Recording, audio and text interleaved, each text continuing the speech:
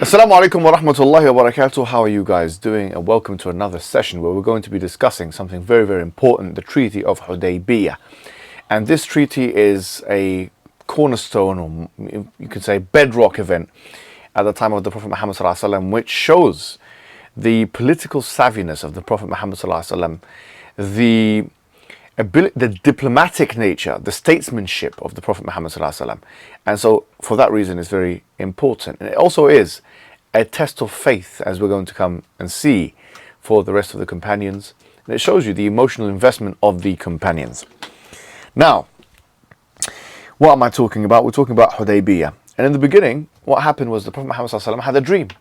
And in that dream, his hair was cut and shaved. In fact, the dream is mentioned in the Quran in Surah Al-Fath, in chapter 48 of the Quran. مُحَلِّقِينَ رُؤُوسَكُمْ وَمُقَصِّرِينَ لَا تَخَافُونَ فَعَلِمَ مَا لَا تَعْلَمُ. That you will certainly go into Al-Masjid Al-Haram. That you will certainly go into where the Kaaba is. You will go into this place called Masjid Al-Haram. And the reason why it's called Masjid Al-Haram is because things which are usually permitted are not permitted. So what haram means prohibited. So you've got Al-Haramain, you've got Mecca and Medina, you've got the Masjid of the Prophet Muhammad sallallahu alaihi wasallam, it's a haram, and you have the Kaaba, which is also a haram. It's called haram. From haram, you can also call it haram. It's haram because some things you're not allowed to do in them that you would otherwise be able to do, especially if you're in a state of ihram. But that's another issue for another day. So the dream was, the Prophet sallallahu alaihi wasallam saw himself and the companions cutting and shaving their hair, which is an indication that there will be Umrah or Hajj being done. And so they went on, they donned the garbs of ihram, which are, if you've ever done Umrah before, or Hajj, you have two white unstitched clothes, okay? And in fact, you know, they did have some level of weaponry that they took in, but it's a small knife, nothing major, not the long swords that they would usually take and use in battle. So they were showing the intention that they were not engaging in, they weren't engaged in any combat or fight. They wanted to go in as a peaceful measure to do pilgrimage, which is something that these old school Arabs used to do for a very long time anyway. And don't forget, the Qurayshis were accustomed to being hospitable. Okay, this is a big thing in Arab culture, even to this day, by the way. You know, especially in the Khalij. If you go to a place in the Khalij, you'll see that the remnants of this are still very, very much present. Frankly, you can say all the negative things you like about the Arabs, but this is one thing that they're good at. True, if you go to them, they'll be very hospitable. They will be. And it comes even before Islam, they were like that. It's just something they pride themselves on. And it's like that with many cultures. So the idea of attacking a pilgrim, okay, or fighting a pilgrim, was something which was seen as blasphemous. It was sacrilegious. It's implausible, really. It's ridiculous. See, but they were indeed prevented from continuing. Now, basic facts. We're going to the 6th slide, where it says basic facts. Hudaybiyyah happened in the 6th year of Hijrah, in Dhul Qa'dah, and there was 1,300 people, Muslims, and it was obviously one of the holy months. Holy months here, the 4 holy months that we've spoken about before, not Ramadan or something like this. We're not talking about that. But bear in mind, there's only 1,300 Muslims here, which is not a massive amount. You'll see that when we talk about the Fath Mecca, conquest of Mecca, which happens, not that long after this, this is times by 10. And you'll see that the conversions of people to Islam happens in this time between Al-Hudaybiyah and Fath Mecca. A lot of the conversion happens, and it happens actually because of da'wah, which shows you the importance of da'wah, the importance of preaching Islam in peaceful settings. That they really took advantage of this peace treaty to preach Islam. And for us, living in the West, where we have all this to our disposal, you can make your own channel now, and disseminate Islamic information, debate people, discuss with people. This is something which was not, we take it for granted now, but this is not something which was afforded to the people of the past. Sometimes they were not allowed to go and do dawah to whoever you like. But anyway, this is on the 6th year of Hijrah. And if you consider how many years now the Prophet ﷺ has been a prophet. So you got 10 years of Medina, and you have 6 years of Hijrah, or sorry, it's 13 years of Medina, Mecca, and 6 years. So we've got 19 years, actually. And subhanAllah, really, imagine the amount of patience that was required to get to a point where now the Muslims were recognized as a political entity. So from zero, effectively being persecuted, to a point where they're now being recognized as a political entity to such an extent where it's a requirement to do a peace treaty with them. That they have a kayan and a wada', they have an established reputation. It took 19 years. Very interesting. Which means, especially when we're looking now about world events, not just in Palestine, but in Kashmir and different places, we say, Mata Nasrullah, where is the victory of Allah? We must realize that imagine not seeing any kind of result for 2 decades. 2 decades, you're not seeing any kind of result. And now, what's referred to as Fath Mubin, which is Hudaybiyah, the great conquest, things are starting now, the uphill trajectory is starting to happen. It took 20 years to get to that point. 20 years of persecution, 20 years of attack, 20 years of humiliation, 20 years of boycott, 20 years including wars. And what are the wars that we have discussed? Let's do a quick brainstorm. The first major war, Badr. And then after we spoke about Uhud. Then we spoke about what recently? Al-Ahzab. So now, you've had 3 major wars. The Muslims have won at least 2 out of 3 of them by consensus. The third one is stalemate. You can discuss what happened. We have had opinions on that. And now you have Hudaybiyah. So all of this stuff, and we're at this point. This is a very interesting and very powerful thing here, by the way. What I'm going to do is I'll leave you guys to look at where it says background continued in number 7, 8, and 9. And then what we will do is we'll have 1, 2, 3, 4, 5, 6. Okay, can you make one group with the guys, yeah? So you 2, one group, you 2, group 2, and you 3, group 3. And what you'll do is you'll do the 6th slide, 7th slide, and you guys will do the 8th slide. Just summarize it. Yeah. Okay, so I'll give you 5 minutes to do that, and we'll come back and talk about it, inshallah. Yeah. Okay, let's do a feedback.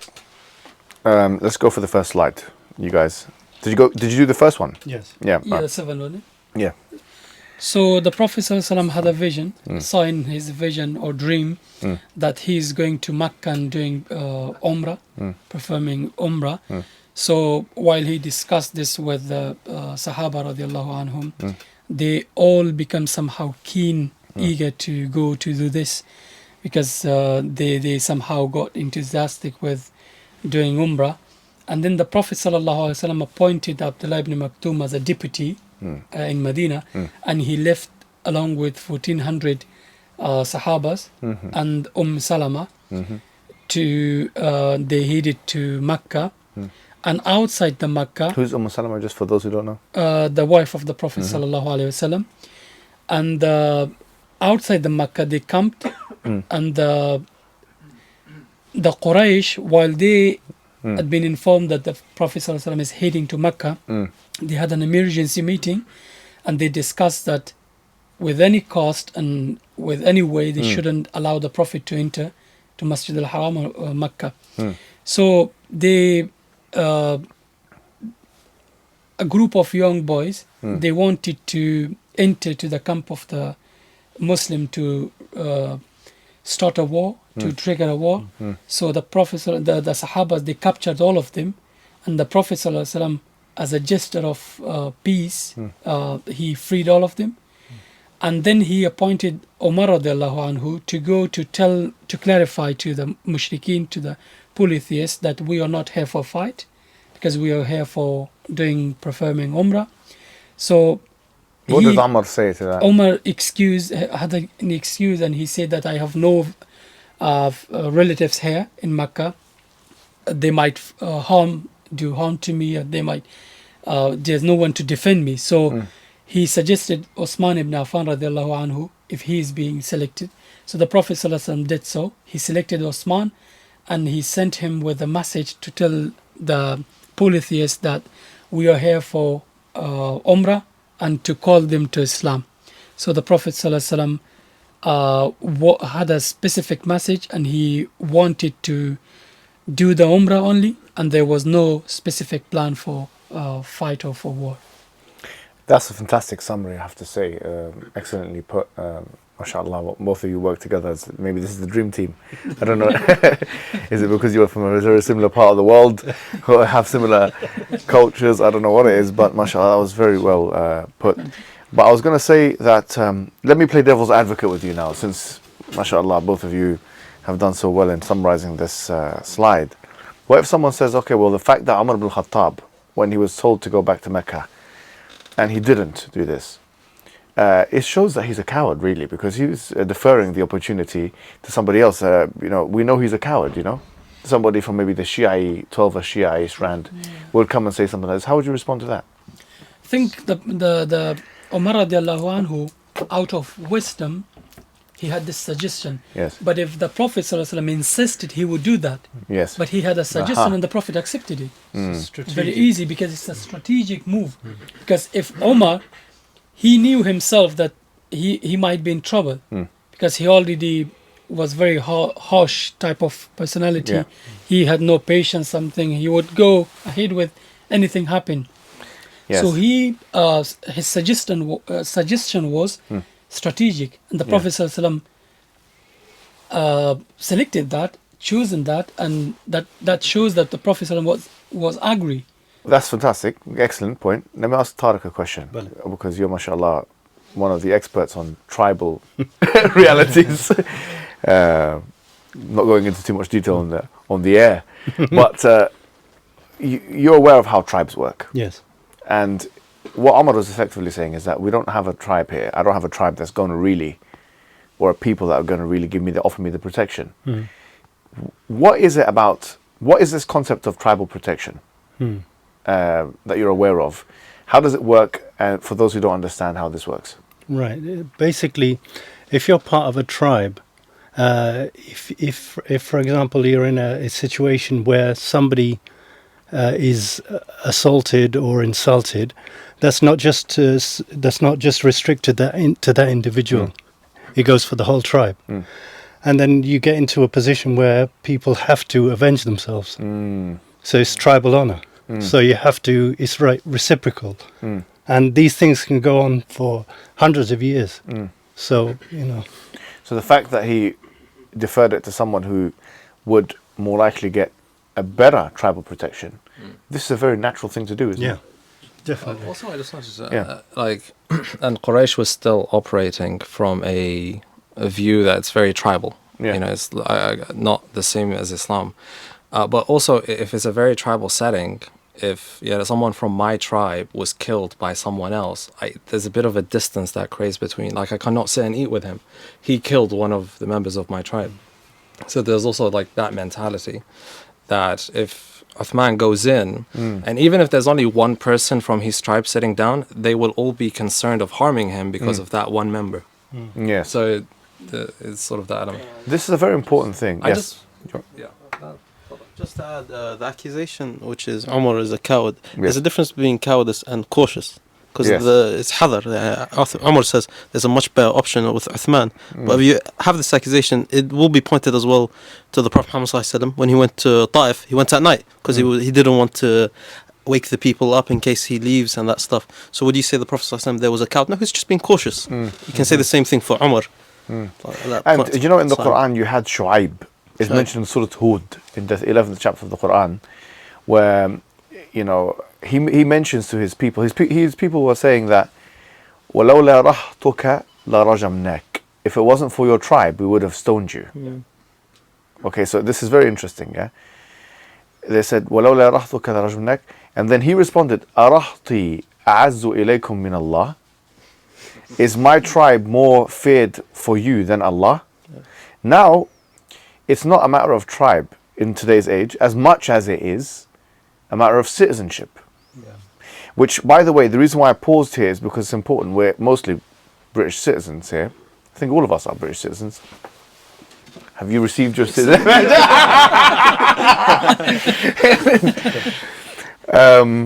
But no, like a lot of us, especially the people here watching, they're going to be US citizens, British citizens, Norwegian citizens, citizens of the Western world. And one of the right-wing criticisms is that you guys are taking advantage of the freedoms and this and that and the citizenship privileges of the Western world. Whilst, as Muslims, why don't you just, why do you do that? Well, it's another system. Well, we say, look, if this situation here with Hudaybiyah, there was no regard or care that, okay, this non-Muslim tribe members would offer me protection. Like, there wasn't a discussion of these guys are non-Muslim. It was all about what works and what doesn't work. It was a very pragmatic approach. There's nothing wrong with using your citizenship, with your freedom of speech, with using your freedom of expression, with using anything that you are allowed to use in order to further the Islamic objectives. There's nothing wrong with that. We have a right to use that, an Islamic right, but also we have a practical, legal right, and we shouldn't forego this right. And it doesn't mean that you're a weaker Muslim for doing so, because if that is what that means, then these things wouldn't make sense. Shu'aib in the Quran wouldn't be relying on his tribe. The Prophet ﷺ wouldn't rely on Abu Talib in many ways. We spoke about that, right?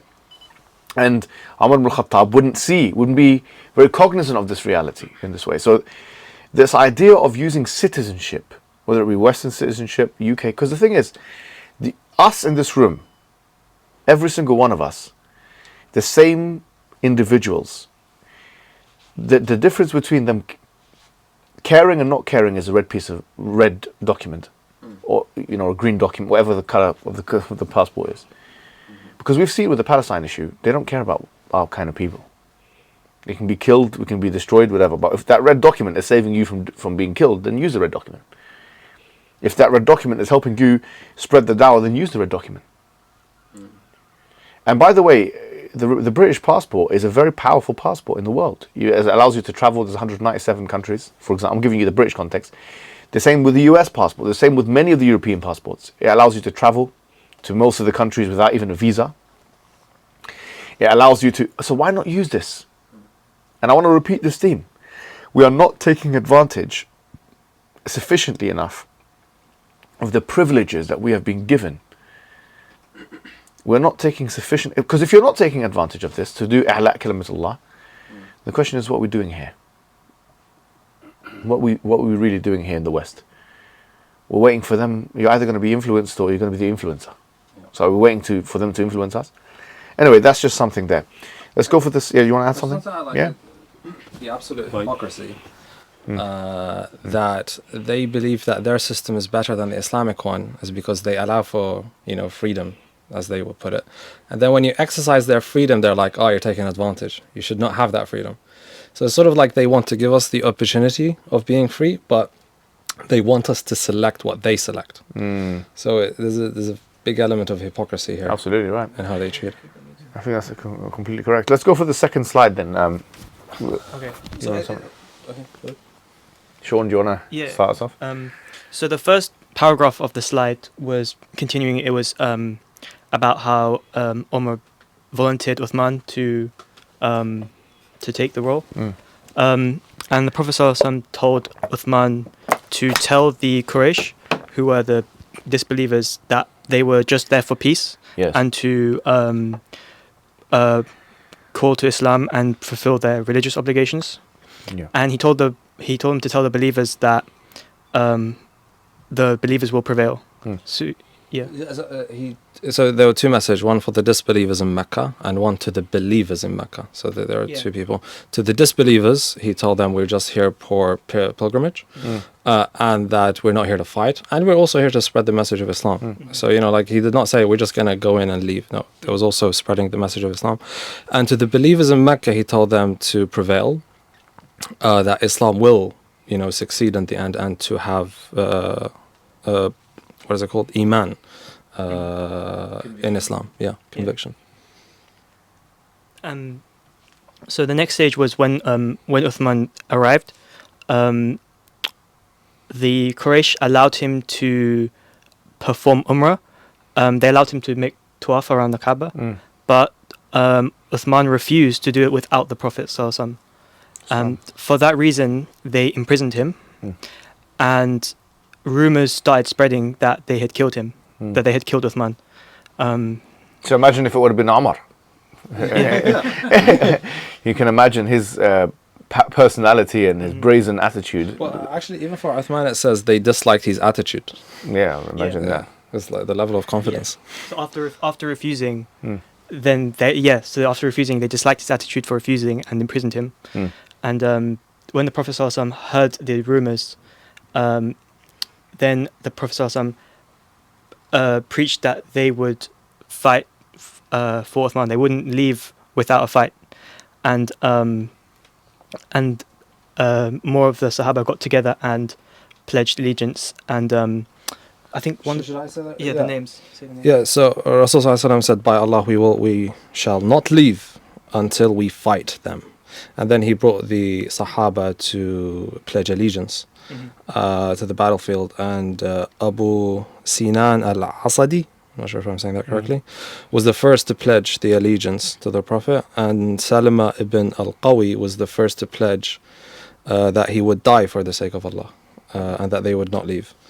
And then the Prophet ﷺ said that this hand is on behalf of Uthman. Beautiful. He held his hand and said that. And we're going to see when we go through the actual hadith, which is one of the longest hadiths in Bukhari, in fact. And I think it's deserving of us to like cut it up into pieces and go through it.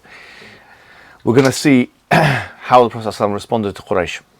One of the things he said was that وَيْحَكَ قُرَيْشْ لَقَدْ أَكَلَتْهُمُ الْحَرْبُ, that woe to Quraysh, war has consumed them.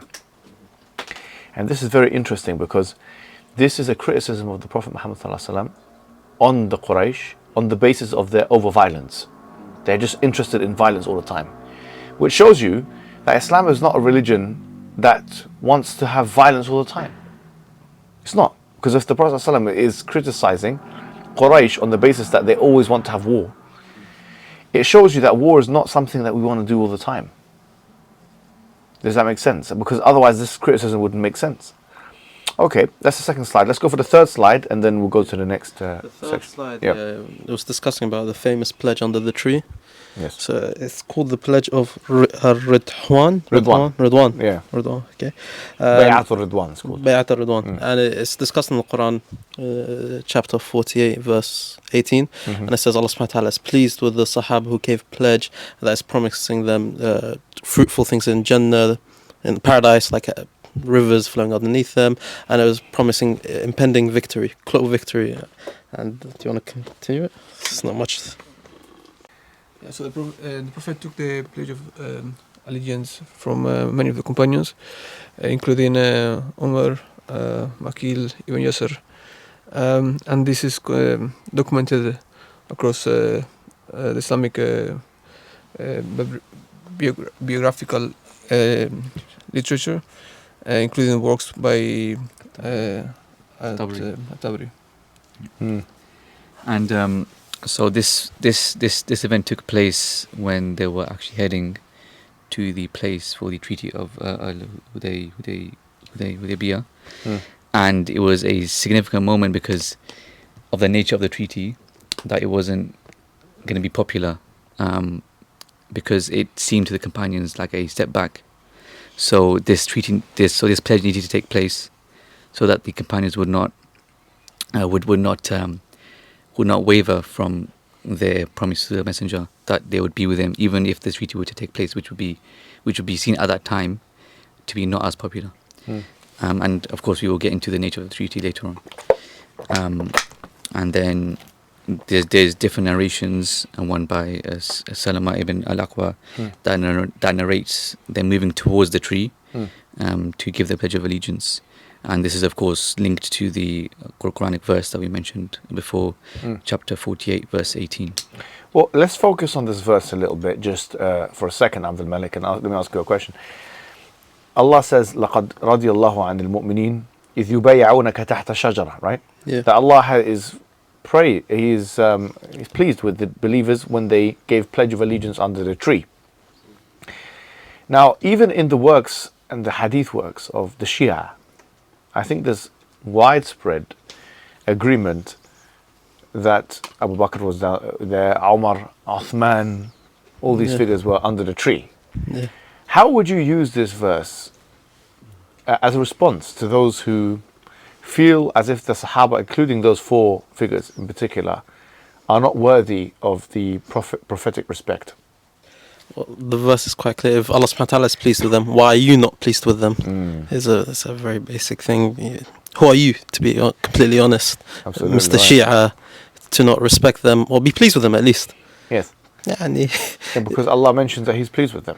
I actually had a discussion one time with a Shia, and the way, because I brought up this Quranic ayah, I was like, yeah, even in your books you agree with it. And the reason they agree with this narration is because they have no kitab Seerah. They have no Seerah in the Shia tradition. So they have to use the Sunni one. So they accept this narration. They say, but in the Quran it says in mu'mineen. They say these people are not mu'mineen. So that's how they respond to it. But it's a level where if the Prophet ﷺ is pleased with them and he's happy they're there, Allah subhanahu wa ta'ala, their hand is there. Is the Prophet that bad? Okay, so let's deal with that issue. They say it's the believers, but it's not actually that they're not believers. So how would you deal with that? Then you have to question the Prophet ﷺ, how can he judge characters? Because that's the best friends. That's the... Does that mean the power of the belief, the Islamic belief comes from sources that are non-Muslim? So, Yeah, that is something you can mention, but that's more of a separate argument. Yeah. I want to focus just on this verse. Yeah. Could I actually highlight? So initially you said Rasulullah went to Umar and said, you go, represent us. And it's a very important moment. And they would say, oh, he was scared, so he didn't go. But the question is, why did the Prophet choose him? So clearly he saw something. This narration they may reject. This narration here, they may the whole story they may reject it. Yeah, but then they would say... I'm focusing just on 48, is it 18, yeah? 48, 18. Yeah. So how can we use this? Think about the verse. What does it say? What does the verse say? لَقَدْ رَضِيَ اللَّهُ عَنْ الْمُؤْمِنِينَ إِذْ يُبَايِعُونَكَ تَحْتَ الشَّجَرَةِ. So if they give pledge, and they did give a pledge. Yes. So let's ask, who gave the pledge under the tree? Abu Bakr, Umar, all of those figures, right? Yeah. Okay, so what are they doing there? I mean, the question is, what are they doing there? Why is the Prophet ﷺ making them give pledge of allegiance under the tree? Because they might fight soon. Yeah, no, I mean, the question to the Shia is, what are they doing there? Right? If they're munafiqun, yeah. why are they under the tree giving a pledge of allegiance? Because here's the thing, if you're going to say that these are disbelievers or they're munafiqun or they are hypocrites or whatever they may be, right? Then why are they under the tree? Because this is really sending a very confusing message to the Muslims, isn't it? Okay, you got all these people giving pledge of allegiance on the tree. Allah's saying He's very pleased with them. And then what is the last verse of Surah Al-Fatih say? It's even more categorical in many ways. Yeah. Yeah. It's Muhammad Rasulullah وَالَّذِينَ مَعَهُ أَشِدَّاءُ عَلَى الْكُفَّارِ رُحَمَاء بَيْنَهُم. That Muhammad is the Prophet of Allah, and the ones that were with him are very strict with the disbelievers and very merciful with themselves. تراهم ركعا سجدا يبتغون فضلا من الله ورضوانا سيماهم في وجوههم من أثر السجود ذلك مثلهم في التوراة. And it keeps going on, but it says والذين معه, the ones who are with him, you'll see them, and it's all these praiseworthy things. So you have, they're under the tree. Okay, you say, well, these believers, you want to be pedantic about it, try and wriggle away. But it becomes even more general at the end of the surah. So the ones that are with him, the ones who are with him, you'll find them all these adjectives to describe them.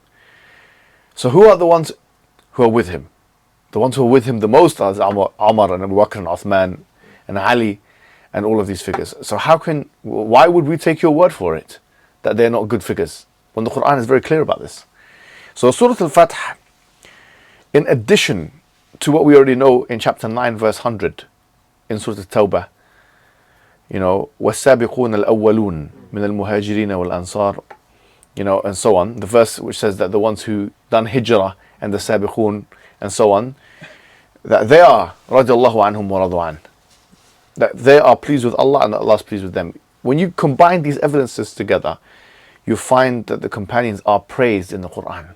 There's a level to it as well. When you judge, for example, all 100,000, they don't like the Sahaba. Most of them, they like only like a few, like Salman Farisi. And so the Prophet Muhammad sallallahu alaihi wasallam, as judging the character of these people, is he bad? Like, yani, why did he mess up over 100,000 of his friends?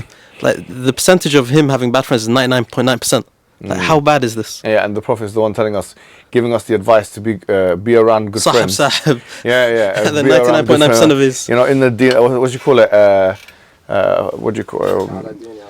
المرء على دين خليله فانظر أحدكم من يخالل, and so on. The man is in religion of his friends. So one of you watch out who your friends are, and he's surrounded by munafiqs, and he's surrounded his best friends, and his wife is munafiq. Anyway, we will pray Maghrib, and we will come back and discuss some of these issues.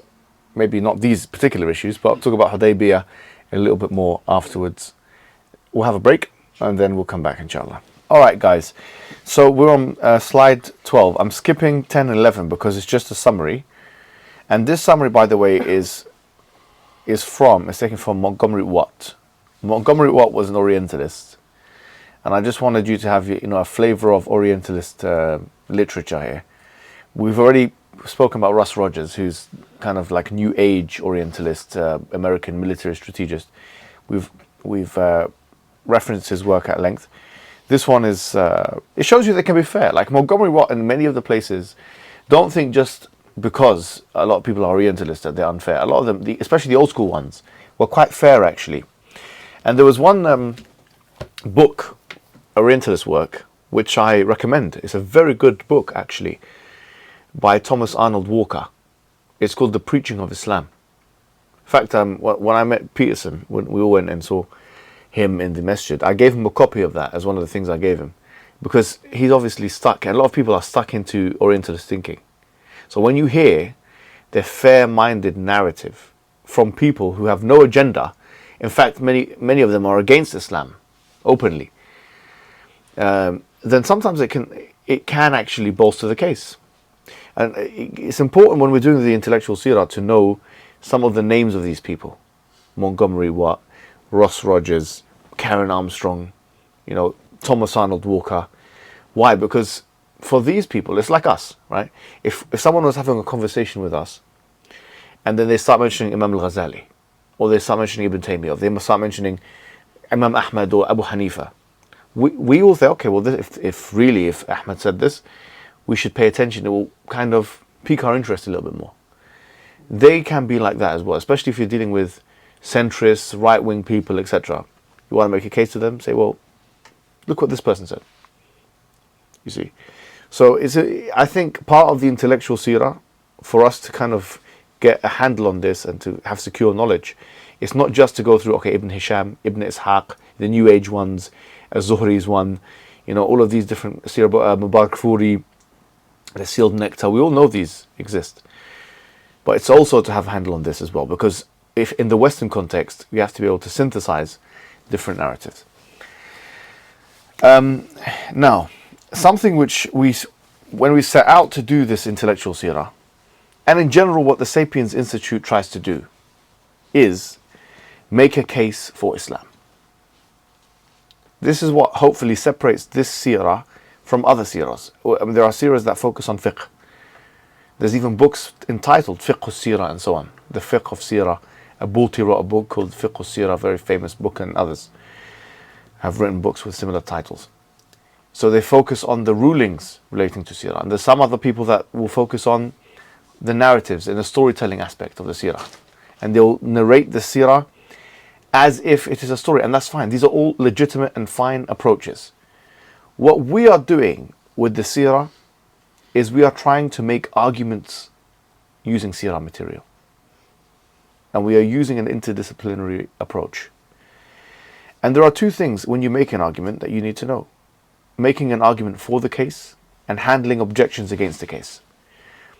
And so we've dealt with some of the misconceptions. But it's also important to realize that there is arguments, positive arguments that we can make. And of the arguments that we can make are miracles of the Prophet Muhammad ﷺ. And I want to repeat this because it's very interesting. I've read a lot of Christian apologetic material. And if I were to summarize, like C.S. Lewis, all of these figures, even Reasonable Faith and all of these guys, if I were to summarize what I consider to be the strongest argument for Christianity, according to them, it can be summarized as two. And by the way, most Christian apologists will tell you this is the strongest argument for Christianity that I've read. Number one, they say the miracles of Jesus Christ. Yeah, look at him. He cured the leper, he raised the dead, and so on. Number two is connected to the historical event of the crucifixion and resurrection of Jesus Christ. And a lot of them in public debates will actually say this. They say, look, say for example, Islam or other religions, they consider the crucifixion and resurrection of Jesus Christ to be a false event. We consider it to be a true event. Here is the historical evidence of it being a true event. Therefore, if we can establish that the resurrection of Jesus Christ happened, we can establish that Christianity is true. Notice that the strongest arguments for Christianity are all historical arguments relating to supernatural events performed by the character of Jesus Christ. Notice that fact. Now, of course, any historian will tell you, and we've seen this, that we don't even trust in your reports, because all you have is New Testament reports, and they're contradictory, they have no chain of narration, they are weak, they're corrupted, and so therefore the argument falls flat on its face or falls apart like a deck of cards. If this is your strongest argument, just the issue of preservation itself is enough to discount it. However, what we can take from this is to say to a Christian, your strongest argument is one of our weakest arguments.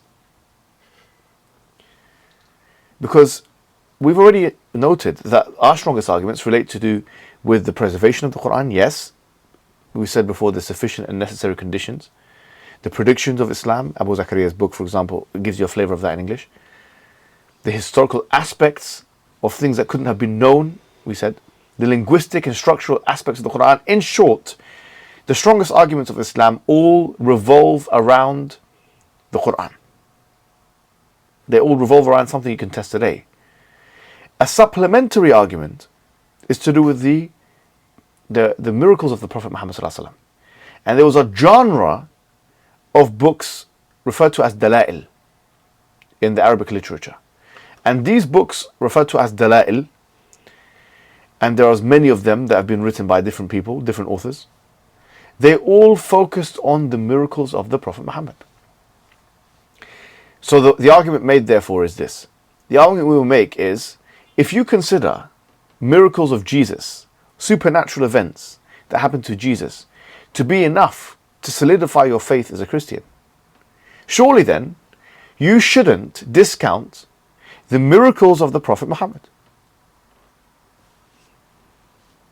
which are based on a more rigorously preserved text, authentic narration. So your strongest argument, and we wouldn't use this, if I was to go and do da'wah to someone in the street, I wouldn't say the strongest argument we have is what I'm about to bring to the table now, that, these miracles happened to the Prophet Muhammad. So I wasn't there to see it. Well, I wasn't there to see Jesus do anything either. It's not our strongest argument. The reason why the Quran is our strongest argument is because we can analyze it now. It's a living book that you can analyze now. And that's what Ibn Hajar al-Asqalani mentioned. He said that the miracles of the prophets of the past relied on something that they could see, the people of the time could see. Whereas the miracle of Islam is something which the ears can hear. It's an auditory miracle and something which can be analyzed at any time. And that's only fair if you want everyone to agree with it. So this is a very important thing. Because in Hudaybiyyah, you see, there are some of these miracles that we have spoken about before. For example, it's been authentically narrated that when they were there in Hudaybiyyah, water started gushing from the well of Hudaybiyyah. Now obviously they were thirsty. The fact that the water is gushing from the well of Hudaybiyyah is something very noteworthy. Moreover, another miracle in Hudaybiyyah is reported by Jabir. He said that the people were thirsty at Hudaybiyyah and that only the Prophet had some water in a bucket. When he started performing wudu, the people looked at him with great desire for the water. Seeing him stare, the Prophet ﷺ asked what the matter was. They informed him that there was no water for wudu or quenching their thirst. The Prophet ﷺ put his hand into the same bucket and water started gushing forth from his fingers. Now this is a supernatural event. When water starts gushing forth from the fingers of a man, this is a supernatural event. And it happens at a time where it was necessary for that to happen. It's a supernatural event which is authentically narrated. This is an evidence for Islam. Jabir says that all of them had sufficient water for wudu and drinking. When someone asked Jabir how many there were, he says they would have been enough for us to have, even if we were 100,000 basically. The idea, however, we number 1,500. The idea is that these are miracles of the Prophet Muhammad sallallahu alaihi wasallam, and we've covered a lot of them. If you remember the last session, these are miracles of the Prophet Muhammad sallallahu alaihi wasallam. It's their strongest argument, it's our weakest argument. Nevertheless, if you want to rely as a strongest argument as a Christian on the supernatural events of Jesus Christ, we have our own supernatural events. You're going to have to try and... They say, we don't believe this happened. You don't believe that happened, but you'll talk about Aisha being married at 9. Well, it comes from the same source. So why don't you reject that hadith as well? You want to take this one and you want to reject that one, because it goes in, this one's in line with the morality and this one's out of line with morality. Okay, so here's the thing. If you agree with these narrations, which they're not in line with Western ethics, then why do you not reject these narrations? Surely you should reject all the narrations. But if you reject all the narrations, then you reject all of the things that you consider to be unethical on your worldview. Let me repeat the argument here, just to be clear. What was the miracle that we just looked at here with the Prophet Muhammad sallallahu alaihi wasallam? Water gushing out from his finger? Yeah, so water gushing out of the Prophet's finger sallallahu alaihi wasallam. It's narrated authentically, correct? Okay. So the water was gushing out. Is this a natural event or is this a supernatural event? Supernatural event. You would agree. It's a supernatural event. All right. Now, if you present this to a Christian whose strongest argument, according to the most prolific Christian texts of apologia, is that Jesus Christ performed miracles and he performed supernatural events, therefore Christianity is true. That's the strongest argument they have. Okay. What's the Christian likely to respond? That they don't believe what happened. That this happened. Supernatural. Yeah. They say this is maybe narrated, maybe inserted, maybe this, maybe that. Obviously, if they want to level this level of criticism on the authentic narrations of the Prophet Muhammad sallallahu alaihi wasallam, then where is that criticality when it comes to the New Testament, which is, according to their own scholars, not preserved? Putting that to the side, no problem. What's the number one argument against Islam? The morality of Islam.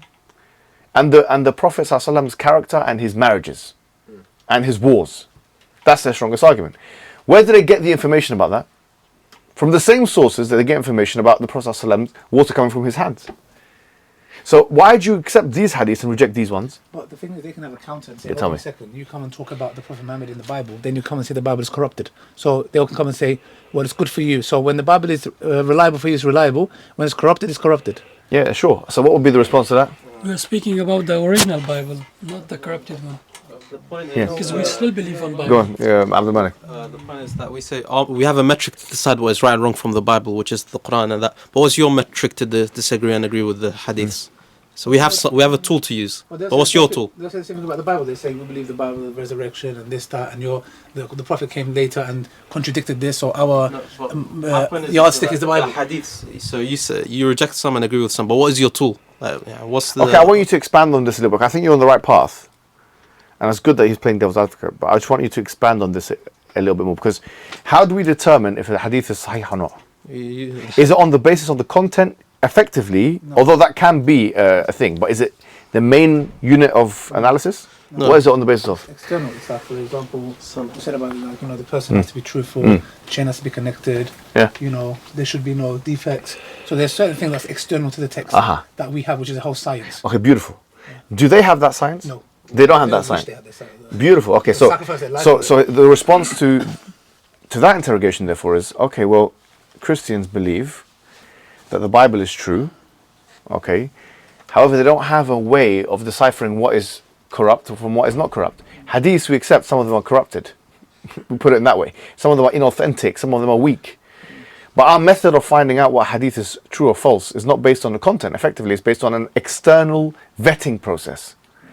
Okay, so going back to the argument at hand. The argument is you got these range of hadiths, let's say 2,000, 5,000, 10,000. How many hadiths were there? You said is authentic? No, we said it. 10,000 or something like that. Find it. Yeah, fine. I think 10,000 hadiths are authentic of a million or something, right? Which is basically 1% of the hadiths that we have. 99% of them are inauthentic. Okay, no problem. So we have a vetting process. In that selection of strong hadiths, you have hadiths which talk about water coming out of the hands of the Prophet. What other miracles did we come across, if you remember? The moon splitting as well. Okay, moon splitting, but they will reject that for other reasons, but we can mention this. Curing that, for example, the saliva, Yeah. the eyes. Curing, yes. What else did we mention? Hitting the rock as well. Hitting the rock 3 times and so on. All that stuff, right? All of that stuff is in the hadith. The hadith is authentic, correct? Yeah. Okay, it's authentic based on what metric? What analysis? The isnad analysis. Okay, no problem. Chain of narration. Okay. Now, when the Orientalist or right-wing propagandists or whoever it is want to attack Islam, what do they go for? The morals and the ethics and the warring nature of the Prophet Muhammad and so on, right? Where would they get that information from? Hadith. The hadith. Which ones? The authentic ones. Okay, you want to accept the authentic hadith. So if you want to accept the authentic hadith, you have to accept all the authentic hadiths.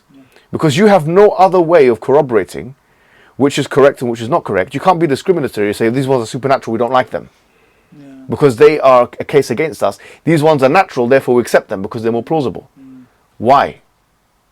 If you accept that Jabir said this one, that one said that, or Anas said that. So he's the same Jabir, the same Anas, the same Aisha, who's narrating that, okay, I was 9 when the union and the consummation took place, is the same people that are saying, well, the water came out of the hand. If you don't want to accept her testimony in position A, you shouldn't accept her position B.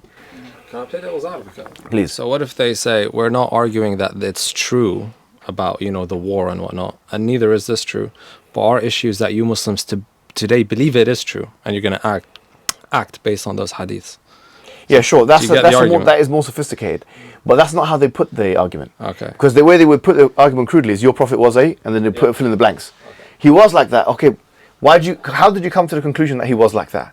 Through the hadith. Same hadith that says that he was doing supernatural things. Yeah. Also, I just wanted to say, so the Christians, they start with the idea that they have a particular belief, then they go through the Bible and select what agrees with them, and then they remove what doesn't. Whereas we Muslims, we do not have a innate, like, before we start looking at the hadith, what do we believe in? Does this hadith agree with us? Sure. So this is, I would say, so yeah, fundamental difference. What you said there is actually quite important. I'm glad you mentioned it, because when you said that, well, they could say this is what you believe. Yeah. If they invoke what we believe, that's better. It's a much stronger argument from their perspective. But we're not dealing with that level of argument. We're dealing with level 2 argument, which is like a more basic argument, which is that they'll say your Prophet was a paedophile. That's what they'll say. And that is said. So how did you come to the conclusion that he's a paedophile? Oh, because he married someone at 9 years old. Okay, married 9 years old. What else did he do? According to the hadith. All these supernatural events. Do you accept? No, we don't accept that one. Why do you accept this one and not this one? Not only that, more really good things. Like, not that we're saying that they order, but to their standards. Yeah. Basically, the stuff that, the one that harms the dhimmi. Yeah. So do you accept that, how we treated that? Sure. So when they did this good act, was that good? So sometimes you need to get to them and say, okay, the Prophet did that. Is that good or bad? To their standards, it's good that you put so that, also, so you get it. So that's, if they come with morality, I would say come with that. So you have to accept that now. Okay, so he did that, this action. It's a good point. You see. Okay, guys, this next part is probably the most fundamental part. I'm happy that you came at this. Did you find out how many it was? 10,000 to 15,000. Yeah, see, subhanAllah. 10,000 to 15,000 sahih hadiths that we have. And we're talking about, I mean, if you think about, Ahmad bin Hanbal said, I've memorized 1,000,000 hadith. Elf hadith, which is 1,000,000. So out of 1,000,000 hadiths, you got only what? 10,000 which are... 1.5%, or 1% if it's 10,000. Yeah, let's just say 10,000, yeah? 1%. So it's 1%. Now, obviously, there's repetition. So don't think these are all different hadith narrations. It's the same hadith, but different chains. For example, Bukhari is like, what, 9,000 hadith, is it? 7,000. 7,000. But only 2,000 are without repetition. Oh, okay. Yeah. But bear that in mind, because it's like we have a vetting process of what we consider to be correct hadith outside of the content. Even though, to be fair and honest, sometimes the content can be, as a secondary resort, mentioned as well. If it contradicts the Quran, if it contradicts our hadith, and so on and so forth. Okay, this next part of the session is the most important part, which is the discussion between the Prophet Muhammad sallallahu alaihi wasallam and Suhail ibn Amr. We're going to go straight into the hadith, and the link is there. So we're going to spend about 5 to 10 minutes, and what we'll do is everyone will have the same information, look at it, and we'll discuss the hadith. So look at it, let's read it in our own time, and then we'll summarize it together, and then we'll start discussing it together. Does that make sense? So this is in slide number 14. So just click on that hadith, and then we will, this will be the most important part of the session. After that, we can round off, inshallah. Okay? Alright, so what we're going to do, guys, is we're going to summarize this long hadith in Bukhari, which is, I think, one of the longest hadiths in the whole of Bukhari, which talks about basically the encounter with the Prophet Muhammad ﷺ and Suhail ibn Amr. We've summarized it into 10 points together as a group, and using GPT, using ChatGPT. And what we're going to do is, we're going to go 3, 3, 4, okay? So we'll go for the first 3, and then we're going to summarize, and then 3 again, and then summarize, and then 4, and then discuss. Okay, so what are the first 3 points you got? Okay, so the first is the setting and the initial action. Yeah. So the Prophet Muhammad led his followers to avoid Khalid ibn Walid. He wasn't a Muslim at this time, and to avoid the Quraysh cavalry by taking a detour. Then the second point is the divine intervention. So the Prophet's camel, it refused to move at one point during the journey, and then it stopped. And then he expressed readiness to accept any Quraysh demand that respected Allah's ordinance. Okay, go for the third one. And the third one is the water. So when the Muslims ran out of water, which we've discussed this one, isn't it? Yeah. So I think because we discussed these 3, yeah. Go for 2 more. Go for 2 more. Okay, then it was the diplomatic efforts and proposals. Okay, this one, let's focus on it a little bit. Okay. So it says diplomatic efforts and proposals. Can someone pull out the part of the hadith where the discussion being had between Suhail ibn Amr and the Prophet ﷺ is made apparent? Because I think this is a key part of the hadith. We can't obviously narrate the whole hadith, it's a massive hadith. But this part here, who's got that part here where the diplomatic efforts are being had? What are you talking about the hadith? Yeah. Where is it? Because here it says, no doubt the war has weakened Quraysh and they have suffered great losses. So if they wish, I will conclude a truce with them. Okay, yeah, keep going. Keep going. During which they should refrain from interfering between me and the people. Yeah. So here, let's pause here. This is something, as a hadith, I looked at the authenticity of it in different places because there's different riwayahs of it, which is leave me between, here's the Prophet ﷺ saying, دعوني أو بين سائر الناس خلوا بيني وبين سائر الناس أو كما قال صلى الله عليه وسلم, which is خلوا بيني وبين سائر الناس, just let me have access to the people. This is a very important point because it shows you that one of the objectives that the Prophet Muhammad ﷺ was trying to achieve from the beginning was a da'wah objective. So he just wanted access. So what's he saying here exactly? What do you mean? So he's telling who, leave me with the people, who? Quraysh, because remember Quraysh didn't want the Prophet or the Muslims to have access to the people of Quraysh because they knew the dangers of the Muslim people coming in and converting their people. So who's the Prophet saying this to leave me with the people? Who's he talking to? He's saying it to Quraysh. Oh, he's saying to the Quraysh. Who? Yeah. خلوا بيني وبين سائر الناس. No, but who? They were not there. Suhail ibn Amr was there. Yeah, so he's the leader of Quraysh. So is he saying it to or him? He's the negotiator on their behalf. Okay, that's very interesting because the thing is, in the Quran, you know, it says jihadun kabira. Like the scholars understand this as the Quran. Yeah. So it's very important that it shows us that the biggest power we have actually is not jihad, it's dawah. And not only that, for example, when they go to war, there's 3 conditions. Number 1 is that accept Islam. If not, you pay the jizya, or we will fight you. And this is why some people take this out of context as to make it seem as if like, yeah, Islam is forced. Not necessarily. It's for the fighting army. Why? Because they want to have access to the people. They want to give the dawah to the people. From what I learned, I can't remember where it was, but it was basically saying that the reason why these ultimatums are given is because the dawah has to reach the people. And we will fight you at that cost. That's what we're saying. Accept Islam, if not pay the jizya. But let me not, ask you this then. In this situation in Hudaybiyyah, did the Prophet ﷺ propose those three options? No, he didn't, because this obviously, I don't know what reason he did not do it, but it just shows you the importance of reaching the people. No, but it shows you something else, which it shows you've got those three options as a method, but you've also got the Hudaybiyyah method. Do you see? Because some people, and this is especially the case with Muslims and non-Muslims, they consider that Islam is permanently hostile. No. Yeah, and that there is no potential or possibility or plausibility for peace. That Islam doesn't have that level of pragmatism or inbuilt flexibility embedded within it. The truth of the matter is, of course, in the age of empire, and generally speaking, the khiyar al-thulathi, or the three options, was something that was given to the people. But this is also a model. What's the model? The model of, okay, we're gonna do a peace treaty with you. No, but that's only then, and you know we went through this as well. That is only in the time of weakness. That they say up to 10 years is a treaty. Sure. That's time of weakness. Now the only thing that we can say is the offer of jizya, which is a form. And again, it is. I mean, what's wrong with that? You know, we shouldn't succumb to their world views. Jizya is a plausible, outright to live. And but did the Prophet ﷺ ask for jizya in this case? Not in this case, because of we can go back to because of the weak situation. Yeah, sure. So the asl is that it shouldn't be. There's yeah, jihad, sure. and in forms of weakness that there can be a treaty up to 10 years. Some say. Yeah, some say 10 years. The Shafi'iyah say up to 10 years, but some others say you can extend it. Ibn Taymiyyah and others say you can extend it continuously and indefinitely.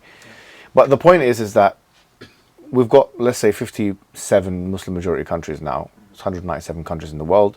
Most of them cannot compete with the superpower as it stands, unless they come together somehow.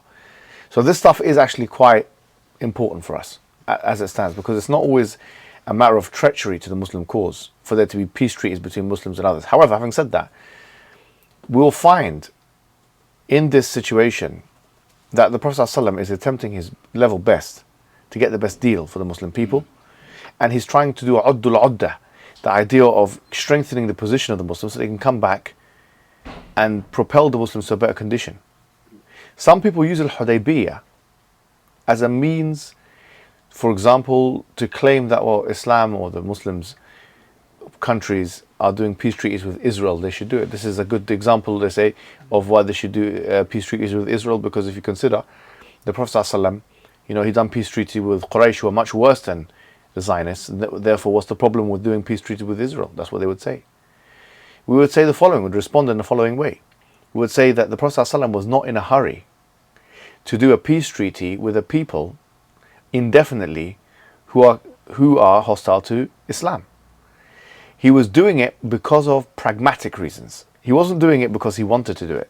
Him or the companions. It seems to me that there are people now in the Muslim world that want to do this. And you'll see that... But they could also say that they're doing it for the same reason. Sure, they can say that whilst they're normalizing at the same time. Yeah. But this is slightly different because Rasul ﷺ still said, no, we will take Mecca eventually. But those that do peace treaties, in their mind, they're like, okay, this is Israel. Exactly. That's it. It's beautiful, over. beautiful. These are good. And they didn't slaughter Muslim men, women, and children the way these. To be honest, they didn't. Exactly. They didn't do it like that. Would the Prophet ﷺ agree with that? Although we will talk about Abu Jandal and things, and Abu But Basir. again, Abu Jandal, even if you read it now, they give the promise that they're not going to harm him. Because when they he says the man from Quraysh who came to Suhail ibn Amr said, "I'll give you my word that he will not be harmed." Do you know Abu Jandal who he is? Yeah, the son of Suhail ibn Amr. Yeah. So but when they were taking him, one of the men that came with Suhail ibn Amr said, "We give you our word that he will not be harmed."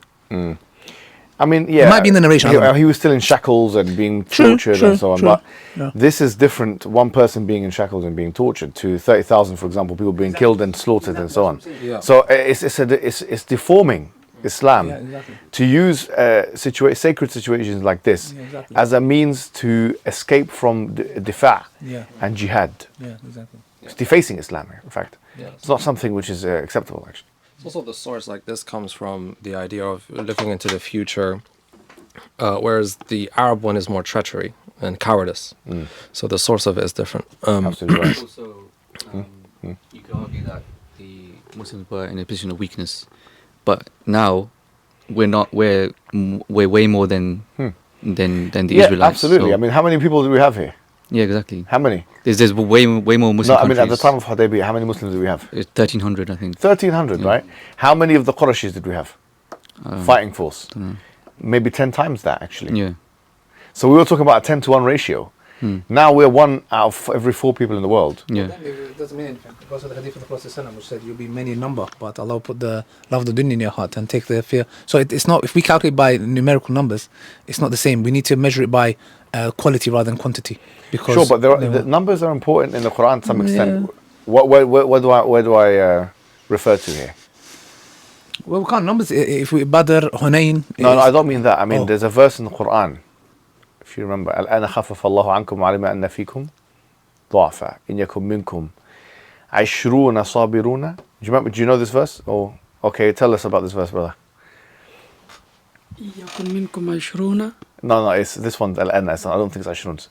200. 200 100 صابرة, right? يغلب 200. يغلب 200. Again it says 2000 is going to 1000 وإن يكن منكم 1000 يغلب 2000 بإذن الله. بإذن الله. Yeah. Is that right? Yeah. Yeah. So what's going on here with this? What's the translation? The translation is that Allah, by the way, that one verse is abrogated by the next. So one verse says that الآن خفف الله عنكم وعلم أن فيكم ضعفا, that now Allah has made it easier on you and He knows that there are weak people among you. Oh, you're talking about the if there was 100 of you. Yeah, if there was 100 of you, that you'll be able to defeat 200. If there was 1,000, you'll be able to defeat 2,000. So Yes. the ratio is 2 to 1. Yes. So but why is Allah saying الآن خفف الله عنكم وعلم أن فيكم ضعفا? We increased the number. But yeah, because the number is definitely important. The ratio is 2 to 1. Before it was what? Yeah. 1 to 10 by then. Yeah. So what is it showing you here?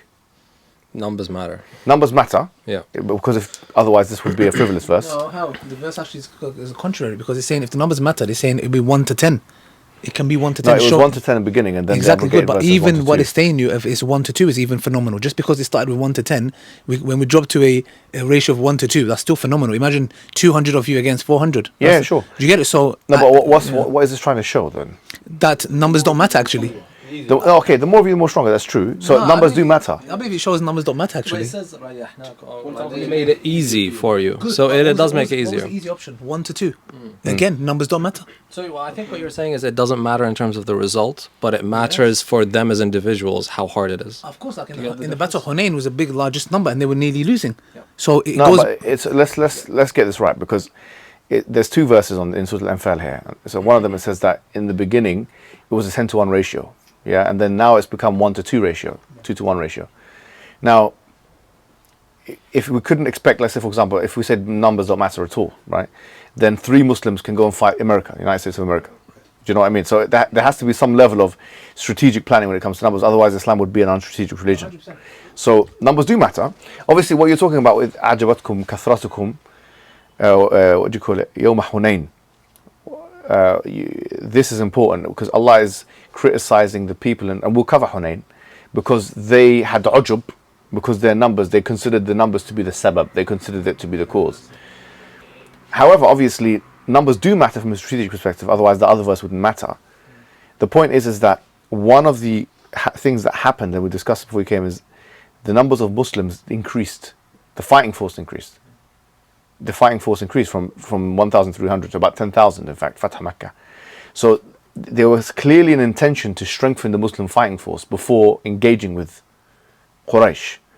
Now, like in today's age, the Muslim fighting force is actually quite a lot. Like Pakistan has 650,000 people in their active personnel, 1 million in the reserve. Egypt has 450,000 in the personnel. Morocco has 250,000. Turkey has 400,000 or something like that as well. So if you add all that numbers, we've got the numbers. It's just we don't have the unity. You see, so the situation is different now. The kind of weakness we have is a weakness in unity, not in the weakness in numbers. And as you mentioned, also weakness in the kind of quality of the people that we've got here. But the point is that you were on the second bit, you were reading it out. We have not come to fight anyone but to perform the Umrah. No doubt the war has weakened the Quraysh and they have suffered great losses. So if they wish, I will conclude a truce with them, during which they should refrain from interfering between me and the people. And if I have victory over those infidels, Quraysh will have the option to embrace Islam as other people do. If they wish, they will at least get strong enough to fight. But if they do not accept the truce, by Allah in whose hands my life is, I will fight them, defending my cause till I get killed. But I am sure Allah will I think it's worth pausing. Isn't that a very powerful statement? I mean, read that again. I mean, I will fight them what? I will fight them, defending my cause till I get killed. Now this is, look at this. Look at this. This is brazen confidence. Pure. I will fight them, defending my cause until I get killed. Or succeeding. Yeah, either I'm going to succeed or I'm going to get killed. You don't find this level of discussion now. Have you seen a Muslim leader speak like this? No. I mean, the last time we hear of any Muslim leader speaking like this was, you have to go back in history now. This is part of the problem. You know, I'm being serious. I mean, this is, in a negotiating situation, he's going as far as to say, look, I'm willing to risk my life on this situation. But he's not being foolhardy, sallallahu alaihi wasallam. And this shows you the tactfulness, the statesmanship, the diplomacy of the Prophet. He knows how to be assertive, but at the same time, how to give them an option. Keep going. I think this is a very powerful part. Yeah, but if they accept the truth, by Allah in His hands my life is, I will fight them, defending my cause till I get killed. But I am sure Allah will definitely make His cause victorious.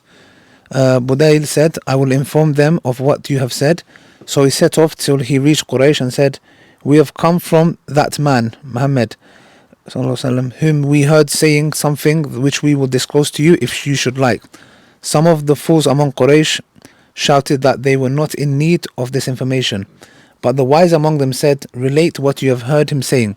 Budayl said, I heard him say so and so, relating what the Prophet Muhammad, peace be upon him, told him.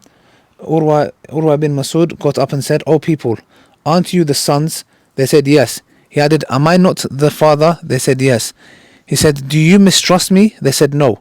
He said, don't you know that I invited the people of Uqaz for your help?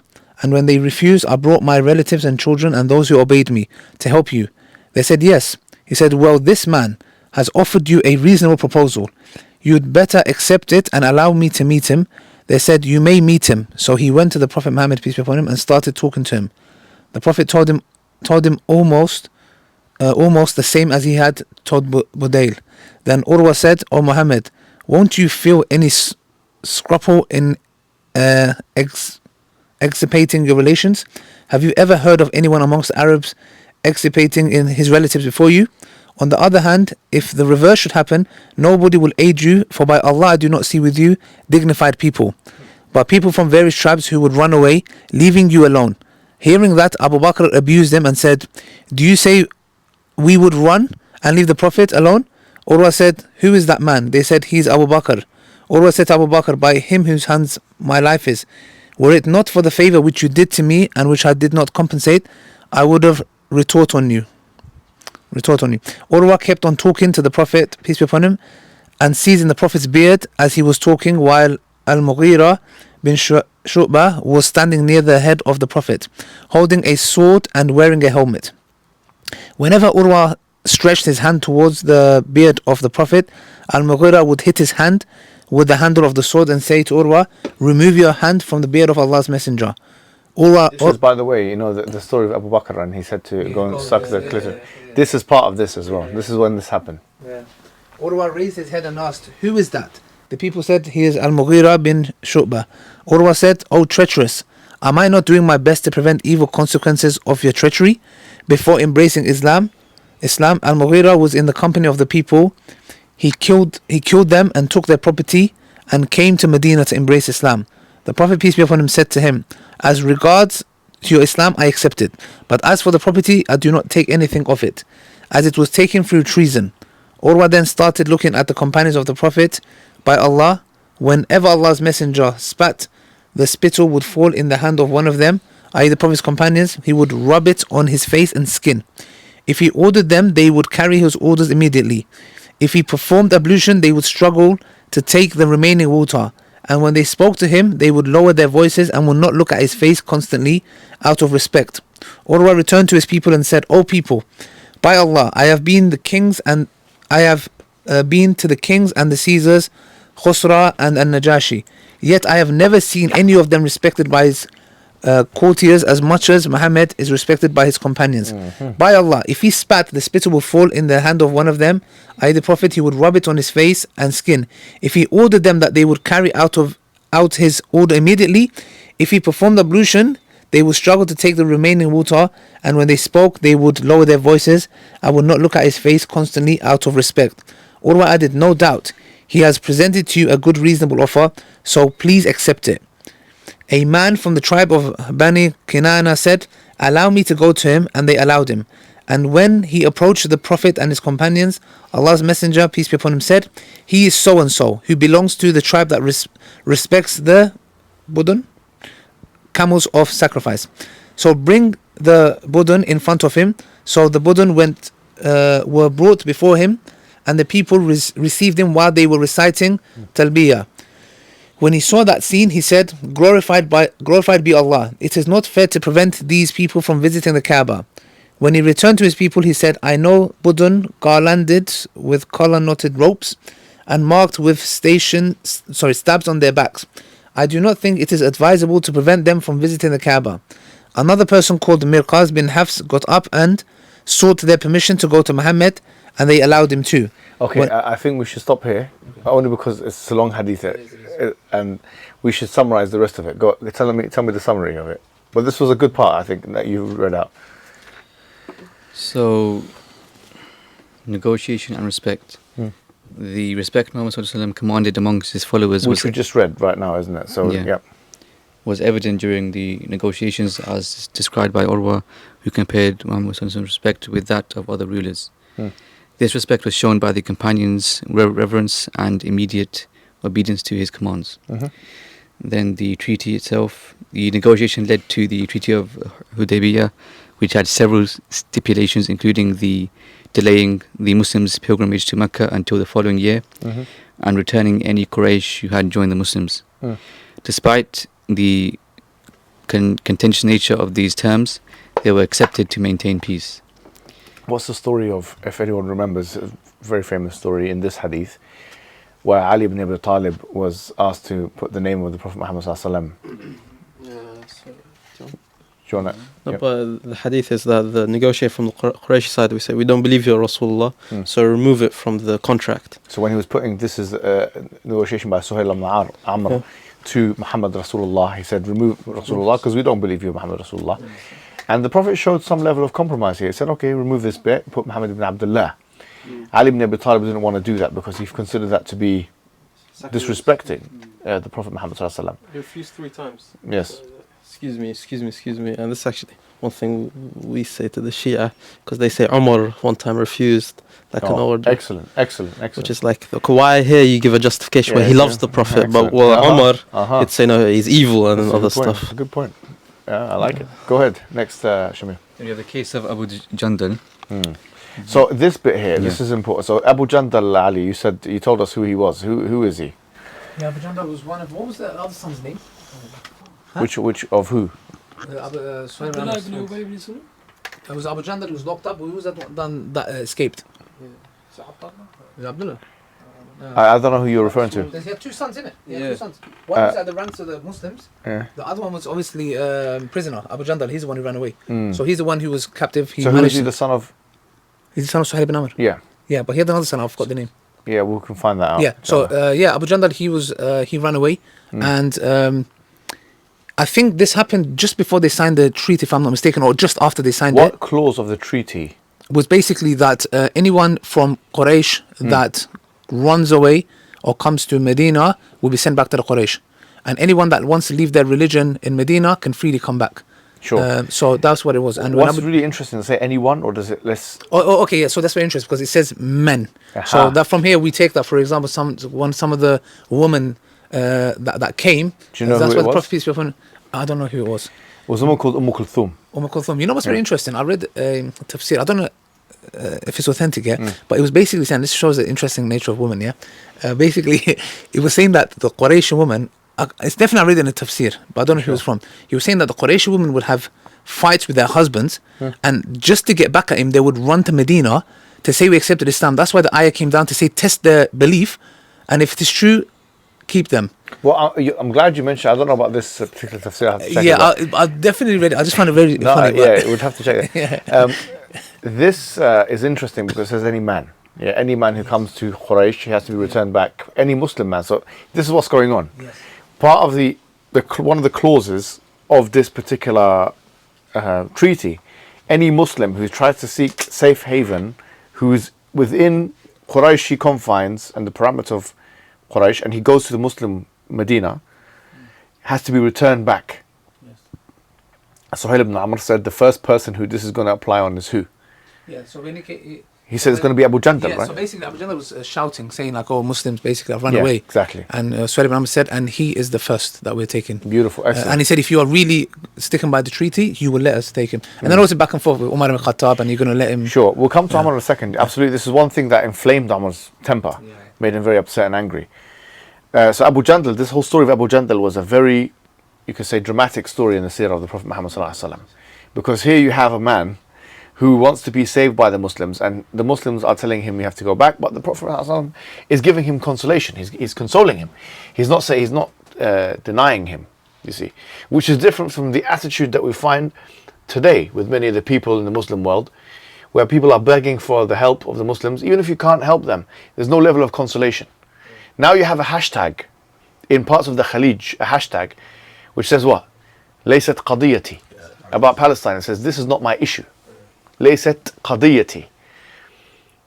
It becomes qadiyah when it's about you and your family. And it will come to you and your family if this is your attitude. Because if your attitude is, oh, I'm in a position of financial prosperity and I don't want anything to come into my direction, then it's going to be your turn next. But we're putting this to the side for now. Can we go to the next part? Yeah. Leadership and decision making. Muhammad Sallallahu Alaihi Wasallam's leadership was further demonstrated when he encouraged his followers to comply with the treaty terms by himself, setting an example. He sacrificed his animal and shaved his beard, which prompted his followers. Not his beard. Oh, sorry, his head. Yeah. His head, which prompted his followers to do the same. Then we have further complications and the resolution. The narrative also includes the story of Abu Basir, whose escape from the Quraysh led to a series of events that tested the treaty. His actions led to further negotiations and adjustments in the treaty terms. What Ali said was important, which is the verses in Surah Al-Mumtahana, chapter 60, which says that if a woman comes, then famtahinuhun, then test them. Because now you had this new thing, and it was prompted by a woman called Kulthum who came as well, and she was seeking safe haven. But the letter of the law, in the actual treaty, the spelling and the minutiae of the treaty says that any man who comes, it's not any woman. Now, usually, the term man can mean woman as well. However, because of the eagerness of the Prophet Muhammad ﷺ to fulfill the function of or maqsad of Sharia, which is to save the Muslims and to give them aid, and not to do khudlan of them, which is to be treacherous to them. He ruled that any woman who comes, Allah he mentioned in the Quran, chapter 60 of the Quran, in the very last verse of that particular chapter, that if any woman comes, then famtahinuhun, and that they are not lawful for the disbelievers. But one of the conditions was that they have to send the mahar, to their husbands. So this is a very interesting thing, which when you are making a contract with a hostile party, yes, you have to honor it. But you can be a bit more savvy with the technicalities. Wording. Yeah, the wording here, we're going to be very strict with the wording. So make sure that if you are doing a contract with a hostile person, if you get a good lawyer, put it that way. Because we're not trying to make your life easier at this point. How did the Quraysh react when the woman went to Medina? Huh? Were they like hostile? Like, what are you doing? Hmm? How were the Qurayshis reacting when the women were leaving to Medina? I don't know. I have to look at. I have to look at. That's a good question. They had a contention, or maybe they saw him as like, yeah, it's a woman who cares. Maybe I don't know. Maybe that's what they thought in it, because their attitude was, they were burying daughters alive, so they're thinking, yeah. No, I'm just saying. I did have a question about Uthman. At this, because it doesn't. I tried to control F Uthman. It doesn't come up, but. Was it part of the treaty that they give him back, or was he given back to them? I think he was just given back as a matter of protocol. Just a matter of protocol. Yeah, I don't. It wasn't part. I don't think he was in the. Would someone argue that the reason the Prophet was like he wanted it to be peaceful, he didn't want war, is for the sake of Uthman's life? Could that be an argument? I don't know. That's a good question. Wasn't there an assumption that he was a captive? He wasn't a captive. Was he a captive? I don't think so. No, he wasn't. There was an assumption that he was a captive, and they heard the story that he was killed. Yeah, that's what they did. Exactly. I don't think it was a captive. What was it called? No, I'm just saying when they were negotiating. What was the? Yeah, we'll look at this. It's an interesting point. Yeah, he went there to ask them to obey by certain things before he came. But there was nothing stipulation about Uthman in the contract. I don't think so. Yeah. Was there? During the when somebody was reading, they said imprisoned. He was imprisoned. I think who said he was imprisoned. He was imprisoned. Yeah. Yeah. Was Uthman imprisoned? In prison, but I think he was given back. Where's the evidence that he was in I prison? think somebody read through the Yeah, hadith. there was some evidence of that. Somebody said. Yeah, he was in prison, but I think he was given back. But we'll have to look at that, because I don't know the answer to that, Yani. We'll have to look at that. Okay, I think we've covered all 10 points, right? Okay. There's something which we're nearly finished everything, by the way, guys. I know we went through a lot today, alhamdulillah. We've already covered Abu Jandal and Abu Basir. We've discussed both. And if you want further details, here is an article from Islam. This is Arabic one, though. You can read the Abu Jandal or Abu Basir. Yeah? You can read that in your own time. I've done it on my own summary of the key points, as you can see here. The same ones that you just mentioned here, using the same technology. Look, one of the things is ceasefire. Both of them agreed to a ceasefire agreement. Now, one thing we should talk about, and this will be the last thing we speak about today, is Umar ibn Khattab's reaction. Now, Umar ibn Khattab was very upset by this whole thing. And he famously said, Alasna al-haq, are we not on the truth? Are they not on the falsehood? And he was speaking in a very interrogative manner to the Prophet Muhammad sallallahu alaihi wasallam, at which point Abu Bakr Siddiq put him in his place. And he told him, don't speak like this, blah, blah, blah. And Umar ibn Khattab realized his fault and also done some things to make up for his behavior by freeing slaves and doing some good works. What would you do, Abdul Malik, in response to someone who says, this shows you that this man, he was maslahah orientated, he was benefit orientated. When things didn't go his way, he would act in a manner which was unbecoming and unbefitting, and this shows you that he was, sorry to say, munafiq. This is what the Shia would say. How would you respond to such a thing? I would go back down to what was he actually angry about, complaining about? Was aside from a munafiq would do, but his actual complaint was something for Islam, that is for his love for Islam and the Muslims. Yes. And at times of anger, sometimes when someone's angry is majnoon, he's crazy. Sometimes we know a crazy person depends on and that time, we could say that at the time he's very angry, and a lot of the Sahaba was angry. And I think there's a hadith where the Prophet Muhammad sallallahu alaihi wasallam, when one of the ayat of Quran came down, I don't know which one, it's in Fatih maybe, and the Prophet sallallahu alaihi wasallam actually sent a person to recite this to Umar just to so when Surah Al-Fath was revealed, inna fatahna laka fathan mubina, and he was told that this is Fath Mubin, which is that Hudaybiyyah itself is a Fath. He was rejoicing and very happy about this situation. There's a hadith of that effect. But I think I like the way you've explained it. It's very good, mashallah. Not only that, Fadal. The Shias are going to come with that. We can then come and say, Ali radiallahu anhu, on 3 occasions, the Prophet directly Yes, said to exactly. the name. Yeah. He said no. So then, and that was 3 occasions, and we can say, we wish that people today react to the way Umar ibn Khattab did with what's going on around the world. We wish all these leaders, this is a lesson to us, how we should, because we're not in front of, yes, there was a mistake done at the end of the day, and he had the ghira for the deen, etc. And it was in a moment of anger. Sometimes when we do anger, we do irrational things, but it shows us that is how we should be. It's a lesson to us how we should be when our brothers and sisters are going through what they're going. So I think it's a fine lesson. And today we see the opposite, actually. So if the Shia would take this and say, therefore Umar is bad, but if they take it also, Abu Bakr is very good. I love it. That's very good. But by the way, there's something else I want to add to this. And this is a shubha. I'm not sure if you guys have come across it, right? I've seen it in some of the anti-Islamic websites, because there was a time I was just spending time looking at the shubhat and stuff like that and seeing what they say. And one of the things they say is that, well, it seems to me, they say, that Islam is the religion of Umar ibn Khattab. Because every time he had an opinion about something, the Prophet Muhammad ﷺ would jump and there would be some ayah that comes and that would affirm what he believes. So for example, the hijab. When it was Umar's opinion, and then there was an ayah of hijab right after that. It shows you that this is the behavior of Umar, that he had such a heavy-handed approach, that here you have the outspoken, narcissistic, grandiose Umar. Sorry, this is how they're presenting him.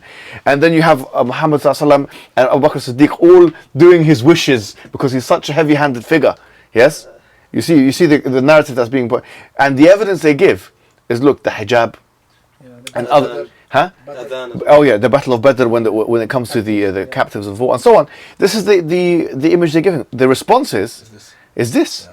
So if it was a religion of Umar, in the case where Umar wanted something the most, when he wanted something the most, it was negated. Not only by the Prophet Muhammad ﷺ, clearly, but by Abu Bakr Siddiq. And the way Abu Bakr Siddiq responded to him was like, what the hell, who do you think you are? Ya Rajul, who do you think you are? So they've exacerbated, they've inflated the opinion of Umar to the extent to which they are now claiming Islam caters for all of his opinions. But when he was most emotional, he was negated, he was stopped, he was reprimanded, he was repudiated by both the Prophet and the companions. Which shows you the dynamic that they've portrayed and they're trying to pick. So in that case, why wasn't he the first Khalifa then? If he was such, he should have been the first one. Why was it not him? So, something came to my mind, totally off topic. Yes. Totally off topic a bit, yeah? If you think about Umar al-Khattab says something and then revelation comes down. Sure. You remember the Sahaba who apostated because a revelation came down and he said, like what I thought. Tabarakallahu ahsan al-khaliqeen. Yeah. Isn't that interesting? Like he just automatically was like, he's probably copying from me. But the same thing happened with Umar, but Umar didn't have the attitude. Yeah, he apostated, by the way, he came back to Islam. He came back to Islam. Yeah, and he came back and he died in the governor. He was the governor of Sham or whatever. Yeah, he died in the thing, innit? Yeah. Return to the Sahaba. The problem is, our narrative for the Sahaba is not that they're perfect. They will make mistakes, and that's actually the point of that generation. It's that we come out to be a great polemic against the Shia. Because, for example, some of the mistakes and how they deal with the mistakes is actually important for us. Because as humans, we're going to make mistakes. Yes. And looking at how they dealt with mistakes, how we should deal with mistakes. Absolutely right. For example, this might be off topic, but the infighting between Muawiyah and Ali anhum, they decided in their infighting that we're not involving anyone else. It's just between us, because Herakl, the king of Rome, said, I'll join you, Muawiyah. He said, no, this is just between us. And the Muslim countries today, if they're fighting, they would involve other people. So it's more like we actually should take even their mistakes, how they responded to their mistakes. Wow. Even their mistakes had brilliance in them. And that's the point of the Sahaba. It's not perfection, it's how they dealt with the world and the problems. This is really powerful. And another thing which is powerful is this hadith which I came across, which is mentioned by Umar, but also I've seen that it's mentioned by, who is this? Sahl ibn Hunayf or Hanif. It says, اتهموا رأيكم على دينكم. This is so relevant to today. Because the Sahaba, the companions were shaken by the situation a little bit. Because it's like, okay, you are the Prophet Muhammad ﷺ. You had this dream that you are going to be in Mecca, Medina, and cutting your hair and shaving it and going to Mecca thing. Yeah, you had this dream. He said you had this dream that such and such. Now the thing is, it's not happening. It's not materializing. When Umar ibn al-Khattab was asked about this, he said, actually, Umar, we didn't say it's going to happen this year. I said it's going to happen, but I didn't say it's going to happen this year. Yeah, that's number one. Number two is, it happened at the end of it. The Fath Mecca, as we're going to come to the next session, happened. But this final point is, the hadith is, اتهموا الرأي على الدين. Yeah, that always blame your opinion on the religion. This is such a powerful hadith. Always, you have an opinion. Your opinion could be based on social factors. It could be based on anything, your socialization. It could be based on environmental factors. And what Umar ibn Khattab and Ibn Hanif mentions in this hadith, same hadith, ittahamu. Ittahamu means blame your opinion over the religion. If you have a bad thought about the religion of Islam, whether it's a gender issue or a moral issue or a ruling or whatever it may be, then you shouldn't rush to conclusions. This is something very powerful, because whatever you think about the religion of Islam or about your current situation or the current situation of the Muslim people is not the full picture, is only part of the picture. Just wait a little bit more and you'll see what happens. Look, can I just add Further. a very small thing? Like, if we imagine this like a movie, like these people were driven out of their homes, and then Rasulullah has a dream, and then they get prepared, they're excited to go back to their city, their home. And it's sort of like, if it's a movie, it'll be like like it's almost the big thing that's about to happen. And then all of a sudden, we're going to go to war. They have a pledge that we will die for this religion. And at the peak of excitement, we say, no, we're going to choose peace. So it's just like that adrenaline is very high. So that also just sort of explains their human If this was emotion. a movie, I mean, Abu Jandal trying to save him and so on, there's a movie called Saving Private Ryan. Yes. By Tom Hanks. I'm not sure if they made a whole movie about going in and saving this guy and all this kind of thing. So this could be made into, this whole Hudaybiyyah itself could be made into a movie. But there's so many lessons that we've extrapolated from this, so many things about the Prophet, so many things about the companions. Fadal. I was going to say, mashallah, the stance of Abu Bakr al-Anhu is always increasing every lesson. Because even we see Umar and Ali with their high regards, even they struggled with these truths. But Abu Bakr, no issue. He was continuing, even telling them what you're doing is wrong. It's like the maqam of Abu Bakr al-Anhu is crazy. Very powerful. And with that, we will conclude. And I think we've covered a lot of ground here. And I'm happy that everyone had a contribution. A very lively and vibrant session indeed. And with it, next time, we're going to talk about one of the most important things in the life of the Prophet. One bedrock moment to another. From the Hudaybiyah Treaty to the Fath of Mecca, of the conquest of Mecca, and we'll see the behavior of the Prophet when he had the upper hand. With that, Assalamu alaikum wa rahmatullahi wa barakatuh.